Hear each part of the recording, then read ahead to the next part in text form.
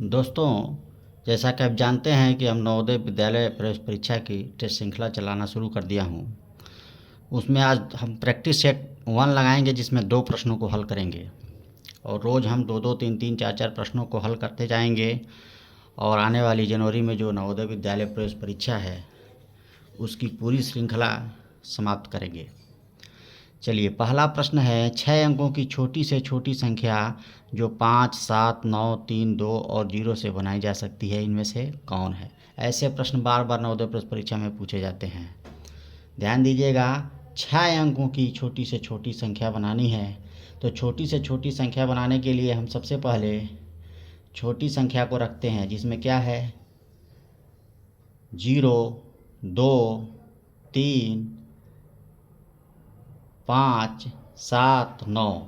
लेकिन यह छोटी से छोटी संख्या नहीं होगी। क्यों? क्योंकि 0 से शुरू करने पर यह मात्र 5 अंक की संख्या होगी और हमको बनानी है 6 अंक की संख्या। इसलिए हम 2 को पहले रखेंगे। तो इसमें सबसे छोटी संख्या 2 को, फिर 0 को, फिर 3, फिर 5, 7 और 9। तो इस तरह ये 6 अंकों की सबसे छोटी संख्या ये होगी। तो आप कंफ्यूज होकर सी ऑप्शन मत सही कर दीजिएगा। दिए गए ऑप्शन में कौन सा ऑप्शन सही होगा? डी ऑप्शन सही होगा। ऐसे प्रश्न ध्यान रखिए, जिसमें 0 दिया हुआ है उसको पहले नहीं रखते हैं, क्योंकि वो 6 अंकों की जगह 1 अंक कम हो जाएगा, 5 अंकों की ये संख्या होगी, इसलिए ये गलत होगा और ये ऑप्शन हमारा सही होगा। तो दिए गए ऑप्शन में डी ऑप्शन सही होगा। ऐसे प्रश्नों को ऐसे ही हल करना है। अगला प्रश्न देखिए, 2 संख्याओं का योग 1050 है। यदि एक संख्या दूसरी संख्या से 240 अधिक है तो दूसरी संख्या क्या होगी। देखिए, यहाँ सीधा सीधा है, 2 संख्याओं का योग 1050 है। तो मान लीजिए एक संख्या y है, तो दूसरी संख्या कह रहा है एक संख्या से 240 अधिक है, यानी दूसरी संख्या क्या हो जाएगी? y धन 240 हो जाएगी। आपकी एक संख्या ये हो गई और दूसरी संख्या ये हो गई। प्रश्न के अनुसार दोनों संख्याओं का जो योग है, जोड़ है, वो 1050 है। चलिए, इन दोनों संख्याओं को आपस में जोड़ लें। y plus 240। इन दोनों का जोड़ कितना है? 1050 है। y में y जुड़ेगा, 2y होगा धन 240, ये 1050 के बराबर है।